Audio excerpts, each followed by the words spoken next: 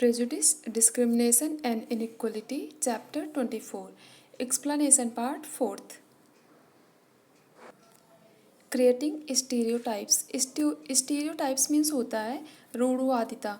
मतलब हम कह सकते हैं कि जो पहले की चीज़ें आई हुई मतलब होती है ना, उसी को मानना, उसमें कोई परिवर्तन ना करना ही रूढ़वादिता होती है। जैसा कि हम देखें कि हमारे जैसे बाबा जी होते हैं या दादी होती हैं, वो कोई एग्जांपल देती हैं, कहते हैं कि हमारे ज़माने में तो ऐसा होता था।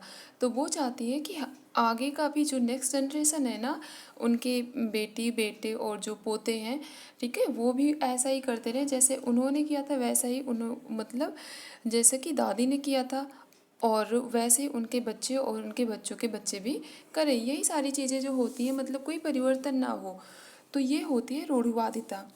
आगे हम इसके बारे में डिटेल में पढ़ेंगे। Stereotypes are the pre conceived ideas about anything. Stereotypes होता है रूढ़वादिता किसी भी चीज़ के बारे में, जो हमारे पूर्व कल्पित या फिर पूर्व आधारित विचार होते हैं, उसी को कहते हैं। This happens when we take things for granted without any in depth knowledge. और ये तब होता है जब हम क्या करते हैं, चीज़ों को फॉर ग्रांटेड लेते हैं। मतलब हम ये मान लेते हैं कि हाँ, ये तो होना ही करना ही चाहिए। जैसे कि अगर हम देखें, हमारे पेरेंट्स होते हैं ना, हमारे लिए वो कितनी सेक्रीफाइस करते हैं। हम देखेंगे कि अपना पूरा समय ही हमें दे देते हैं, लेकिन फिर भी हम कहीं ना कहीं उनकी जो रिस्पेक्ट है, जितना उन्हें हमें रिस्पेक्ट देनी चाहिए ना, हम उन्हें नहीं देते हैं। अगर वो हमसे कुछ बोल भी देते हैं, कहीं हमें डांट भी देते हैं, तो हम खूब उन्हें मतलब अगर हम उनके सामने नहीं बोल पाते हैं, फिर भी क्या करते हैं कि हम खूब मतलब कह सकते हैं कि अपनी भड़ास निकालते हैं। कभी कभी तो हम लड़ाई भी कर लेते हैं। मतलब जो रिस्पेक्ट होती है, वो हम अपने पेरेंट्स को कहीं ना कहीं खोते नज़र आ रहे हैं। तो ये सारी चीज़ें हम क्यों, ऐसा क्यों होता है? क्योंकि हम ये मानते हैं कि हाँ, ये तो उनका मतलब अगर उन्होंने जन्म दिया, ये तो रिस्पॉन्सिबिलिटी है, उन्हें तो करना ही चाहिए। तो ये सारी चीज़ें क्या होती हैं, ये भी एक तरीके का क्या है, ये जब हम फॉर ग्रांटेड लेते हैं किसी भी चीज़ को, चाहे पेरेंट्स हो या फिर कोई इंसान हो, या फिर आप कह सकते हो कि कोई भी हो सकता है, किसी भी चीज़ के लिए पेरेंट्स तक ही सीमित नहीं है ये। तो इसे ही कहते हैं stereotypes. We generalize our opinions which are based on preconceived ideas of older generation particularly। यहाँ पर ये लाइन क्लियर हो रही।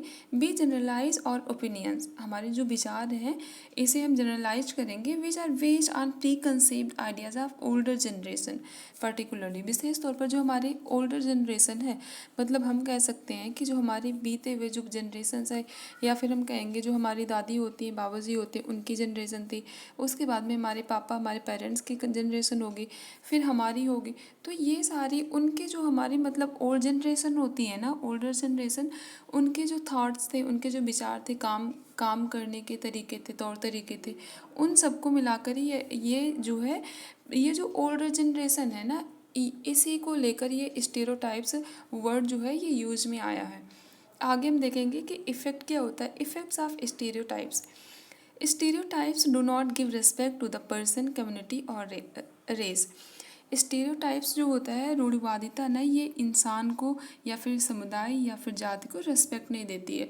जैसे कि अगर हम देखें कि पहले के ज़माने में देखा होगा कि जो उच्च मतलब कह सकते हैं ऊंची जाति के लोग होते थे, या फिर हम कहें ब्राह्मण जो जाति के लोग होते थे, उनके घर पर जो शूद्र वर्ण के लोग आते थे, ठीक है, जो गरीब होते थे, वो आते थे, तो वो उन्हें चाहे जितना एज हो जाए, तो वो हमेशा वो ज़मीन पर ही बैठते थे। कभी वो उनके लिए कोई मतलब कह सकते हैं ना, उन्हें चेयर मिलती थी, ना चारपाई मिलती थी बैठने के लिए, कुछ भी मतलब कोई भी व्यवस्था नहीं होती थी। वो आते थे, या फिर अभी भी आप देखोगे गांव में ऐसा होता है, तो उन्हें हम बैठने के लिए नहीं देते हैं। जबकि हमारी जो है जो नए एज के बच्चे होते हैं ना, वो भी नहीं देते हैं, वो भी नहीं देखते हैं कि हाँ, ये बूढ़े हैं कि इन्हें चेयर मिलनी चाहिए, वो आराम से बैठे रहेंगे। तो ये सारी चीज़ें क्या होती है, मतलब हम उस इंसान को, उसकी उम्र को रिस्पेक्ट नहीं दे रहे हैं। ये सारी चीज़ें होती हैं स्टीरियोटाइप्स। क्यों? क्योंकि हम उनसे अपने आप को ज़्यादा उच्च और ज़्यादा अच्छा मानते हैं, इसीलिए। People with stereotypical attitudes fix people into one image। अब जो स्टेरियोटिपिकल एटीट्यूड्स होते हैं ना, ये जो होता है पीपल विद इन, तो इसमें क्या होगा कि एक ही इमेज हम बना लेते हैं किसी भी पर्टिकुलर पर्सन के प्रति, ठीक है, व्यक्ति विशेष के प्रति हमारे माइंड मेकअप हो जाता है कि हाँ, ये तो ऐसा ही है। तो उसके बाद में हम इसमें चेंज नहीं करते हैं। They do not see the person on humanitarian grounds. Who may have many qualities and skills. और वो जो है मतलब जो स्टीरियोटाइप्स के लोग होते हैं ना, ये जो हमारा एटीट्यूड होता है, स्टेरियोटाइपिकल एटीट्यूड्स, इसमें ये होता है कि लोग जो है they do not see the person on humanitarian, मतलब जो मानवता के धर्म, मानवता के आधार पर वो लोगों को नहीं देखते हैं। ठीक है, हु में have many qualities and skill, जिनके पास में क्या होगा कि हो सकता है सामने वाले व्यक्ति को जिसे आप फॉर ग्रांटेड ले रहे हो, जिसकी आप रेस्पेक्ट नहीं कर रहे हो, उसके जाति की, उसके संप्रदाय की, उसके समूह की, हो सकता है वो आपसे ज़्यादा उनमें गुण हो। ठीक है, स्किल्स हो, कौशल हो, बहुत सारी चीज़ें हो सकता है उसे पता हो, लेकिन फिर भी क्या होता है कि हमारा जो स्टीरियोटाइपिकल एटीट्यूड होता है ना कहीं हमें ये रोक लेता है ये मानने से कि हाँ सामने वाला इंसान अच्छा है।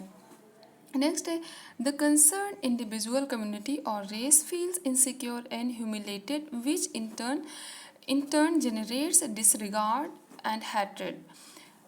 द कंसर्न इंडिविजुअल कम्युनिटी मतलब हम जिसके साथ में भी ऐसा व्यवहार करेंगे, भेदभाव करेंगे, ठीक है, जिस भी जाति के प्रति, संप्रदाय के प्रति, ठीक है, तो वहाँ पर वो लोग क्या होंगे, वो इनसिक्योर होंगे, असुरक्षित होंगे और अपने आप को ह्यूमिलेटेड मतलब अपमानित भी महसूस करेंगे, जिसके बदले में क्या होगा कि उनमें घृणा और जो कह सकते हैं कि डिसरेस्पेक्ट जो होती है, डिसरिगार्ड जो होते हैं ना कहीं ना कहीं जनरेट होती है।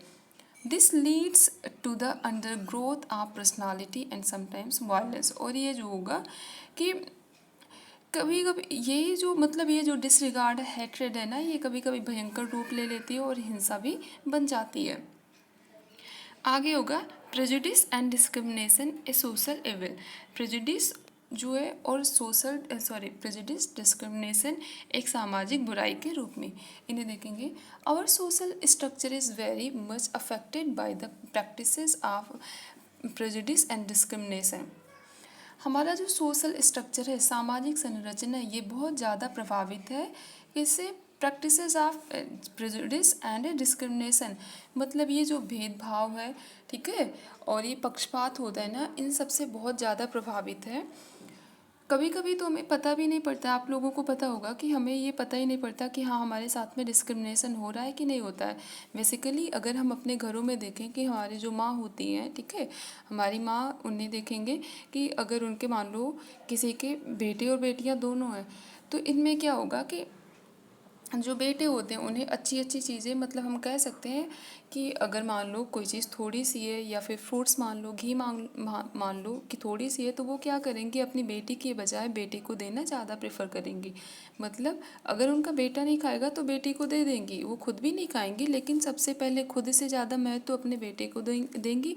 उसके बाद में अगर उनका बेटा नहीं खा रहा है तो वो जो है अपनी बेटी को देंगी। तो ये भी क्या है, ये हमारे जो है ये सोशल एवल है, ये भी डिस्क्रिमिनेशन है, भेदभाव है, जिसके बारे में हमें पता ही नहीं पड़ता है कि हाँ हमारे साथ में हो भी रहा है। Prejudice and discrimination lead to ethnic hostilities which constitute a major danger to the peace both within a nation and among nations. Prejudice and discrimination lead to ethnic hostilities, ये सांप्रदायिक शत्रुता में बदल जाती है, which constitute major danger to peace, और जो कि क्या होता है कि जो पीस मतलब शांति के लिए एक बहुत बड़ा खतरा मान सकते हैं। विद इन नेशन, ये राष्ट्र के अंदर भी हो सकता है या फिर एमंग नेशंस मतलब राष्ट्रों के बीच में भी हो सकता है।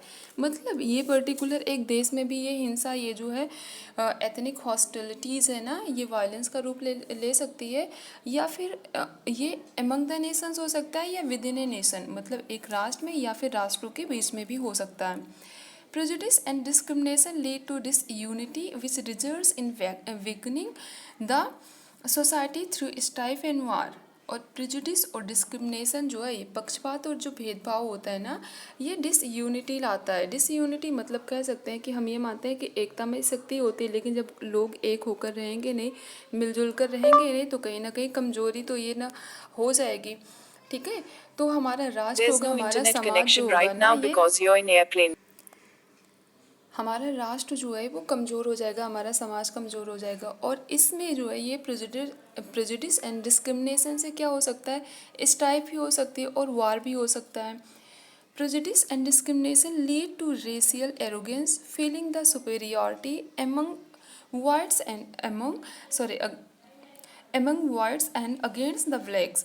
As seen in many countries, they create a deep wedge among different groups in the world. ये हम कह सकते हैं भारत में ही नहीं, मतलब विश्व में भी हर जगह पर ये जो है डिस्क्रिमिनेशन है और प्रेजुडिस है, ये जो है सबके साथ में होता है। कहीं ना कहीं बस चीज़ें थोड़ी सी बदल जाती हैं किसी दूसरे आधार पर। अगर हम देखें, भारत में धर्म के आधार पर होता है, जाति के आधार पर होता है। तो यही अगर आप अदर कंट्रीज़ में देखोगे तो ये गोरे और काले के आधार पर होगा कि जो गोरे लोग होते हैं वो अपने आप को उच्च मानते हैं, सुपीरियर मानते हैं, और जो वो होते हैं काले लोग होते हैं उन्हें ये मानते हैं ये तो निम्न है, तुच्छ है, मतलब इनकी कोई इम्पोर्टेंस ही नहीं है। तो मतलब ये सारी चीज़ें जो हैं ये हर जगह पर चलती रहती हैं। Prejudice and discrimination lead to racial arrogance. Racial arrogance, ठीक है, फीलिंग ऑफ सुपीरियॉरिटी, जिसका मतलब होता है फीलिंग ऑफ सुपीरियॉरिटी की अपने आप को सर्वोच्च मानना कि जो कुछ भी हूँ मैं ही हूँ। Among whites and against the black, और जो वाइट्स होते थे कि अगर हम देखें भारत भी 200 साल तक अंग्रेज़ों का गुलाम रहा है।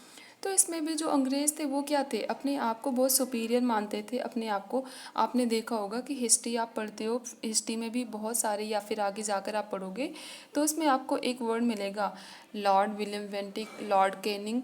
मतलब लॉर्ड मीन्स क्या होता है, भगवान होता है। मतलब वो अपने आप को भगवान कहलाते थे। लेकिन क्या वास्तव में कोई है भगवान? नहीं। लेकिन फिर भी क्या है, वो अपने आप को, जितने भी वो आए हैं वहाँ से, चाहे वायसराय हों या फिर जनरल हो, तो ये सारे क्या कहलाते थे, अपने आप को लॉर्ड कहलाते थे।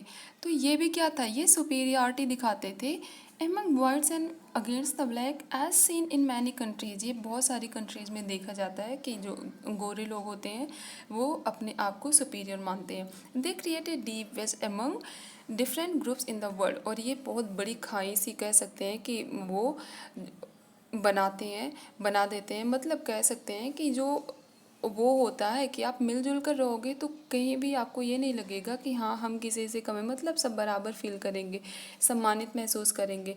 लेकिन जब ये होता है कि नहीं, मैं जो कुछ भी मैं हूँ, किसी और को महत्व न देना, तो कहीं ना कहीं ये होता है हमारी जो यूनिटी है ना वो डिसयूनिटी में बदल जाती है। Prejudice and discrimination produce harmful effect in the political domain as well। मतलब आपने अभी तक ये देखा समाज में लोगों के बीच में होता है, इसके साथ ही साथ जो राजनैतिक जीवन होता है, राजनैतिक पक्ष होता है ना, इसमें भी क्या है, ये बहुत हार्मफुल होता है। इसका जो प्रभाव होता है ना बहुत हानिकारक प्रभाव होता है। Prejudice and discrimination produce harmful effect in the political domain as well। Stress and strain continue between both the dominant and subjected group। और इसमें स्ट्रेस, जो तनाव होता है ना, एक तो जो होता है शासित वर्ग के लोग और जो शासक होता है, मतलब इन दोनों के बीच में क्या होगा, कहीं ना कहीं एक गहरी खाई सी बढ़ती जाएगी। या फिर कह सकते हैं कि एक दूसरे के लोग, मतलब जो सहयोग की भावना होती है ना वो कहीं ना कहीं गायब सी होती जाएगी। ठीक है। Prejudice and discrimination lead to a deep rooted mistrust, suspicions and bitterness in the society. इसके लिए प्रेजुडिस और डिस्क्रिमिनेशन से है कि डीप रूटेड मिसट्रस्ट, मतलब हम कह सकते हैं कि फिर विश्वास ही नहीं होता है और संदेह की स्थिति हमेशा बनी रहती है। ठीक है। और परस्पर जो हमारा समाज होता है ना उसमें कड़वाहट होती है। मतलब अगर हम किसी से मिलेंगे भी तो ना उस पर ट्रस्ट नहीं करेंगे, या कहीं ना कहीं ये जो चीज़ें होती हैं, पक्षपात जो होता है, भेदभाव होता है ना, इसमें हम लोगों पर किसी पर भी ट्रस्ट नहीं कर पाते हैं, और कहीं ना कहीं हम हमेशा हर किसी को संदेह की नज़र से देखेंगे। ये आपके लिए एक क्वेश्चन है, विच टर्म मीन्स टू जज अदर पीपल नेगेटिवली। किस शब्द का मतलब होता है कि हम किसी को जज करते हैं, मतलब दूसरे लोगों को जो जज करते हैं वो हमेशा नकारात्मक रूप से जज करते हैं। तो ये आपको बताना होगा।